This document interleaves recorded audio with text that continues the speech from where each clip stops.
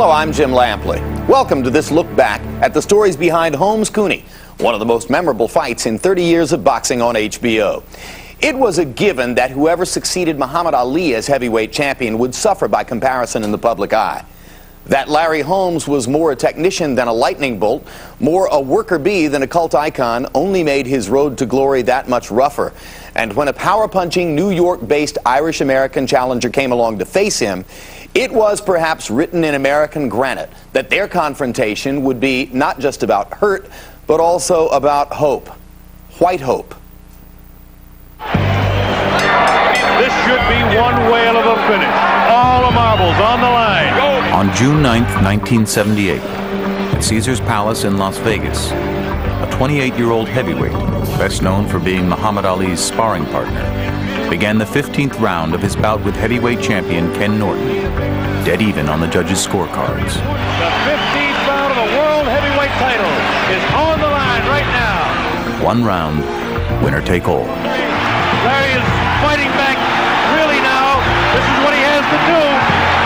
See if he's got enough left to take the champ out.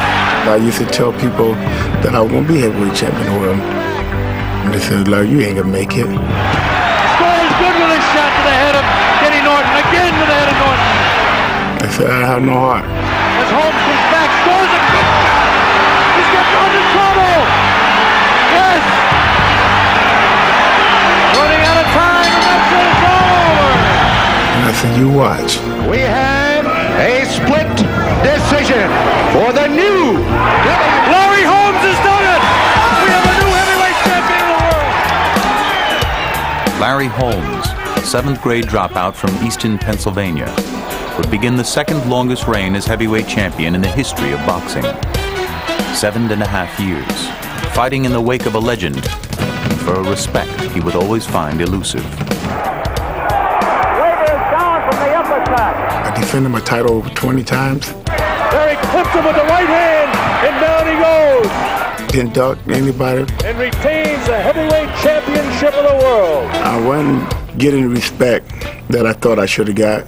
Larry Holmes was one of the great heavyweight champions ever. Yet, through all his career, it was very cold in the shadows where he was living, because Muhammad Ali was still a champion in the eyes of the public. Civil rights figure, loud, brash talker, braggart, made Ali the most charismatic and colorful fighter that ever lived. And here, Larry Holmes, who's in a lunch pail, blue-collar guy, and he doesn't nearly have the fire that Ali had. He was the forgotten heavyweight. Nobody knew who he was. I have to convince you day in and day out, there's no one in the world today could beat me. I went into an Allentown fair with him in Allentown, Pennsylvania, and he was introduced as George Foreman. I get called more Joe Frazier than I did George Foreman. I have 29 KOs with 39 fights, with 11 title defenses, with 10 straight knockouts. Holmes was not a larger-than-life figure. He didn't have a dazzling style. He didn't have a dazzling personality. He was just a really good prize fighter who was the heavyweight champion of the world. Dazzling personality or not, by 1982, Holmes had beaten everyone in his way, including a pummeling of the great Ali. But there was one candidate left for him to take on, an undefeated Irish kid from New York, who looked like Rocky Balboa and supposedly had a left hook like Joe Frazier. So I think that a lot of people related to me and the underdog. It was like the Rocky story being lived. The New York City suburb of Huntington, Long Island, had never before been a breeding ground for heavyweight contenders. Then again, for a steelworker named Arthur Cooney, it really didn't matter where he moved his family. His son Gerry would be a fighter. My old man was a tough guy, and he always wanted to be a fighter, and unfortunately, he never could be, so he kind of built a ring in the backyard, and he used to box with us himself. My father hit me probably the hardest I got hit, a couple of times. He told me his father would get him up in the morning and make him run through the dark streets of Huntington. When other kids could do different stuff after school, he had to go get on the train and go to New York to the gym. His father made him feel like crap. Ah, you're a bum.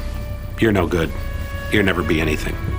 Boxing was a way for me to express the anger I felt from the house I grew up in. It made me somebody. and it fed me and it kept me alive. Let's work on this guy.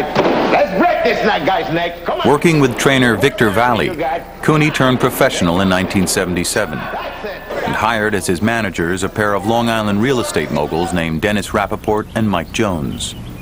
They were boxing novices who'd quickly earned a reputation and a nickname, the Wacko Twins.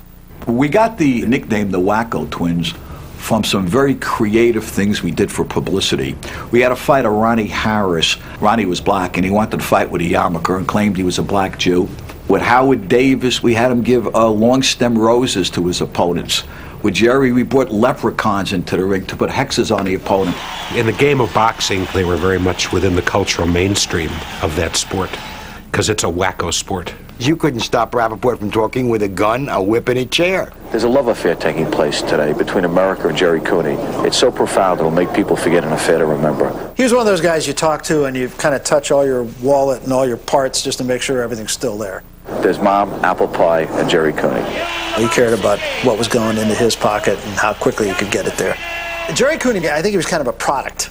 A product that rarely appeared in heavyweight boxing. A product that history taught them was better than gold. Gerry Cooney is a white fighter. The Great White Hope always sells. It just so happens that the vast majority of people in this country are white.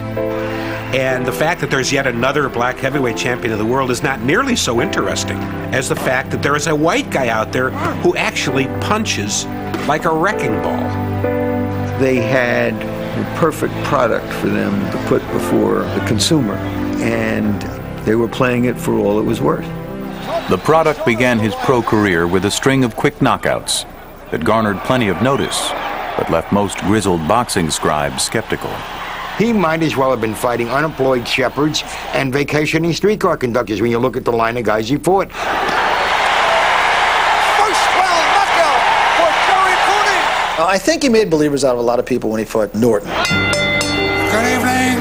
Welcome to Madison Square Garden. In May of 1981, Cooney faced a legitimate threat in Ken Norton, the man Larry Holmes had beaten for the title 3 years earlier. It was on this night that Cooney won over many of his critics. And I'm figuring this guy's built like a monster, I'm in trouble, and I get into the center of the ring and I think to myself, man, he's not that big. A right hand buckle the knees of Norton. Took him out in 54 seconds. With combinations of left stance, Norton straight up. Norton is about to drop. Norton is on his knees. He is not going to get up from this. It was brutal. When Norton slumped into that corner, I've seen fighters die in the ring, and it wasn't unlike that. After that fight, he became legitimate. And he was white. When had there last been a respected white heavyweight champion? Rocky Marciano 3 decades before. For the media, it became a part of the narrative. Do you resent the fact that people make a special deal out of you perhaps becoming a white champion in a black-dominated sport?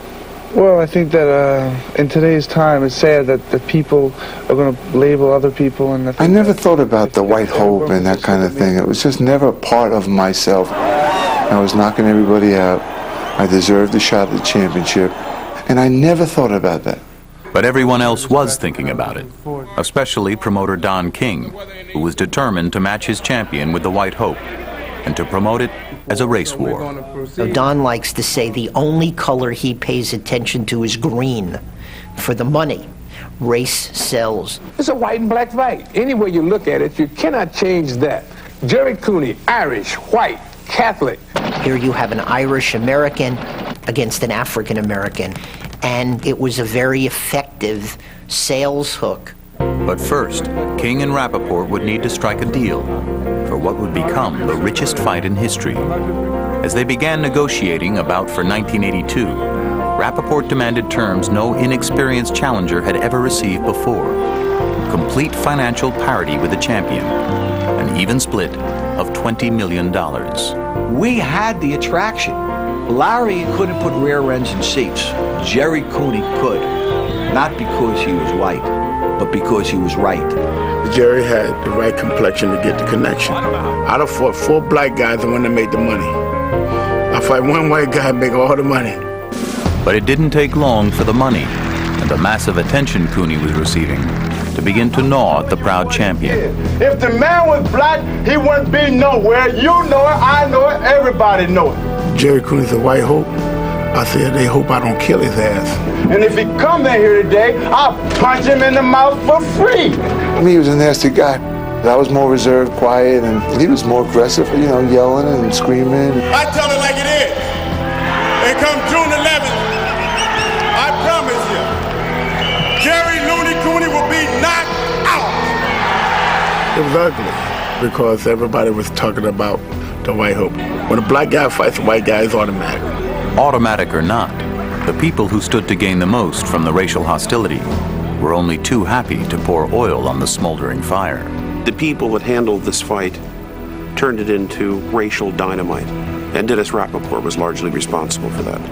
I do not respect Larry Holmes as a human being. I don't think he's carried the championship with dignity. Between Don King and Dennis Rappaport, listening to the two of them shrieking at each other, they were a circus. I found it contemptible when anyone would use the race card. Larry translated everything into black and white. If it wasn't a black-white situation, Gerry Cooney wouldn't be sitting up here talking about multi-million dollars. I felt discriminated against. I felt discriminated against everywhere I went. People shot in my windows, blew my mailbox up. Once everybody congregated in Las Vegas, it was ugly. It really got ugly, and it really got base. We have to have press conferences in segments now, in separation, because the two gladiators, the champion and the contender, they can't be on the same podium at the same time. There was real bad blood between the camps. There was a battlefield, like getting ready for war. There was that type of tension.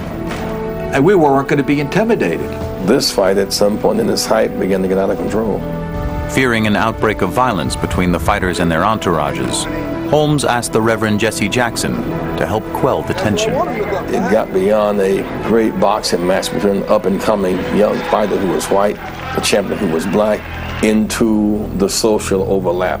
And my appeal was, let Larry and Cooney fight in the ring, don't you fight outside the ring. It was tense all across the country, and it was one of the hottest days I can recall. Boy, it was just a steam bath in Las Vegas. It reminded me a little bit of the day in the Spike Lee movie, Do the Right Thing. We all know what happened at the end of that movie. It is the mecca for the world of lavish entertainment, a showcase for the top names in show business. The months of racial exploitation leading up to the bout certainly proved positive for the promoters. By June 11th, 1982, the Holmes-Cooney fight had become one of the most anticipated events in modern sports history. WBC heavyweight champion Larry Holmes defends his crown against the #1 contender, Gerry Cooney. It grossed more money than any theatrical opening, than any Super Bowl. Broke every record at the crap tables and the roulette wheels and in the casinos.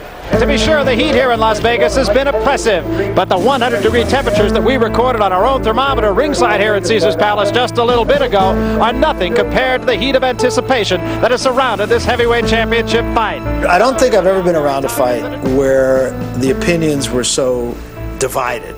There was a whole undercurrent of anger. You just feel people choosing sides. Just as blacks identify with heroes like Jackie Robinson and Muhammad Ali, white people occasionally invest in a Vince Lombardi or a Gerry Cooney. I felt a palpable feeling of danger out there. I have to think the public sentiment right now is toward the challenger Gerry Cooney. And there was some threats that Cooney would be shot or Holmes would be shot. You look at what is certainly a spectacle here at Caesars Palace. This is Gerry Cooney, the challenger, coming into the ring. I remember walking out of the dressing room and looking up and seeing snipers on every roof. Gerry Cooney comes into the ring. He does look relaxed, but at the same time, he has a rather stern look at his face. All the other nonsense that took place beforehand didn't mean anything. I wanted to show him that he wasn't a better man than me. Larry Holmes comes in here having won 39 fights without a loss. 29 of those fights coming as knockouts. He ain't a white hope to me. He's just another guy out there trying to take my head off. The hype was finally over, and it was time for the two undefeated heavyweights to get it on. Yet before the referee would give his final instructions, the champion, who longed for respect, would be tweaked one more time. Introducing, in the red corner, defying decades of boxing tradition, the champion was introduced before the challenger. The undefeated heavyweight champion of the world, Larry Holmes. They wanted to introduce me first, and they did. They didn't want to give me the credit, and they did. I've never seen it in any other championship fight that I've ever done. That just further fueled the fire for Larry Holmes. And fighting out of Huntington, New York. Everybody knew why. They were doing it to give Gerry Cooney's fans a chance to build up, and drown out the cheers for Larry Holmes. Gentlemen, Gerry Cooney. That was absolutely despicable. Remember, protect yourself at all times.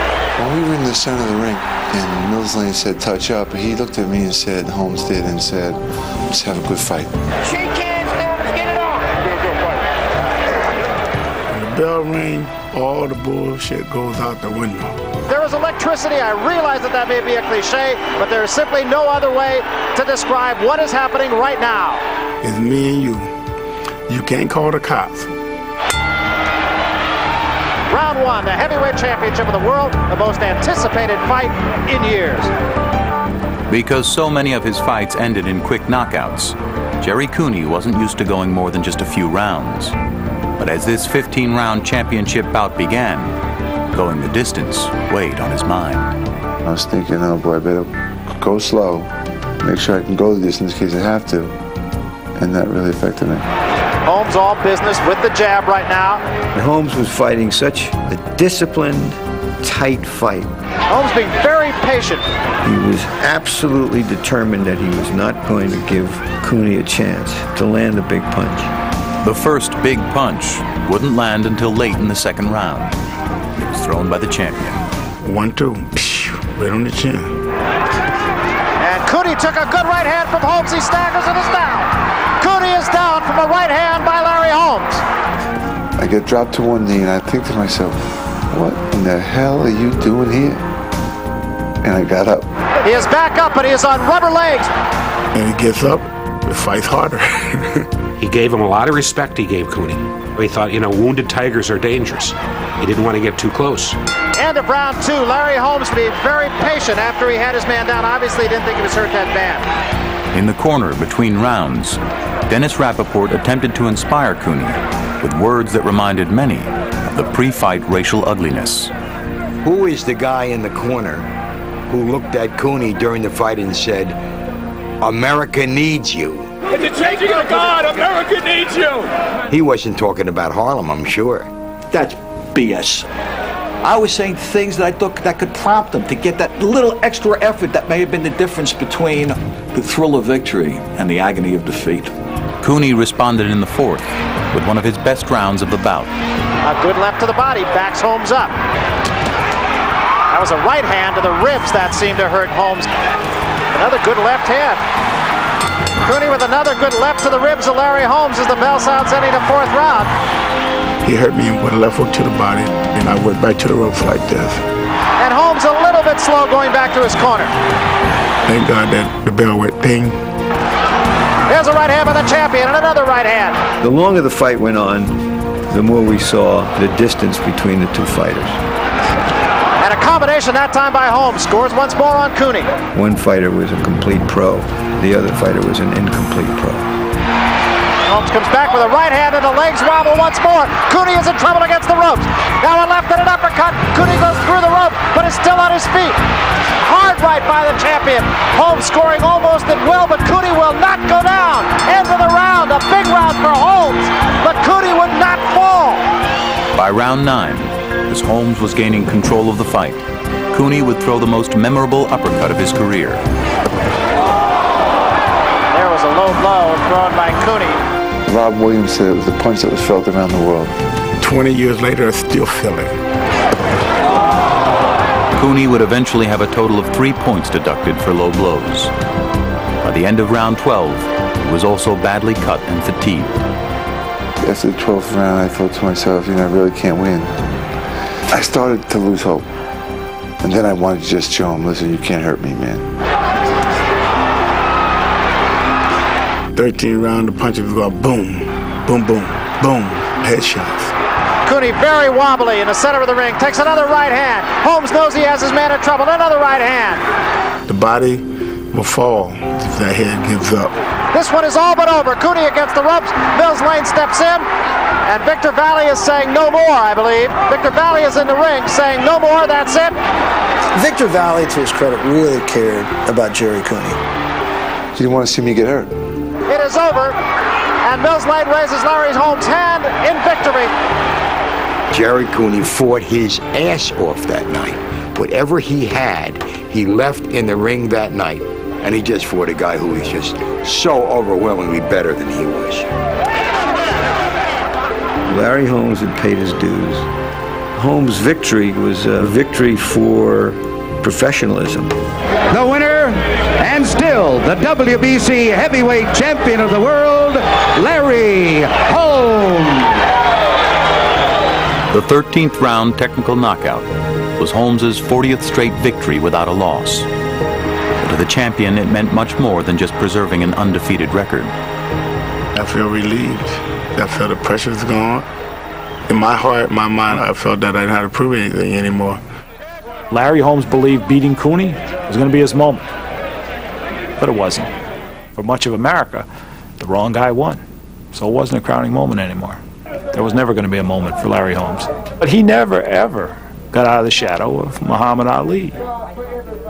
I felt disappointed and let down. What are your feelings about tonight, your personal feelings? Should have ducked a little more. I wish I would have won. I've been away from home a long time. And I think that the people were great. And I wanted to win for them as much as I want to win for me. I just won 13 rounds for the heavyweight championship of the world. Of course it was emotional. It's a tough night. Long night. He really felt he had let down so many people. That I feel sorry for all the people that really wanted me to win. I think so much pressure was put on him that he was carrying a load for a large portion of America. I just want to say I'm very sorry. Cooney made a huge payday, one of the biggest in the history of boxing, but he never seemed to have to stop apologizing for his performance. It seemed to scar him psychologically. Listen, I grew up in a household where I learned 5 things from my old man. You know what they were? You're no good, you're a failure, you're not going to amount to anything. Don't trust nobody and don't tell nobody your business. When I lost to Larry Holmes in 1982, I felt all 5 of those things.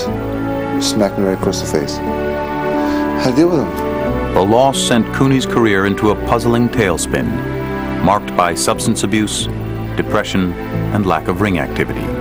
He would only fight 5 more times before retiring in 1990. George Foreman blows away Gerry Cooney.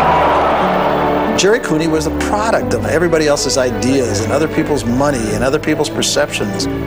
He's a guy who just sort of showed up, became bigger than life, and then just kind of went back to being what he was in the first place. It's just a good guy sitting on the next bar stool.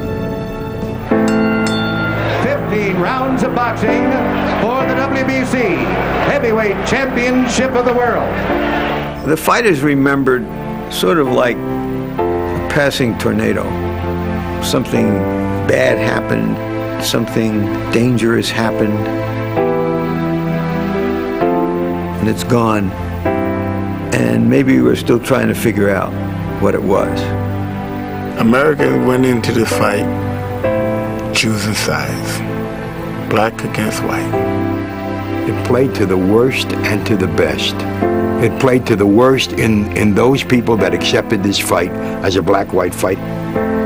It played to the best to those people who saw the artistry of Larry Holmes and the courage of Gerry Cooney.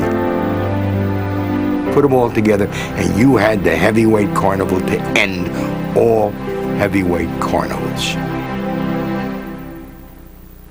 We can only hope that as a country we've come as far as have Holmes and Cooney, who can now be seen as friends.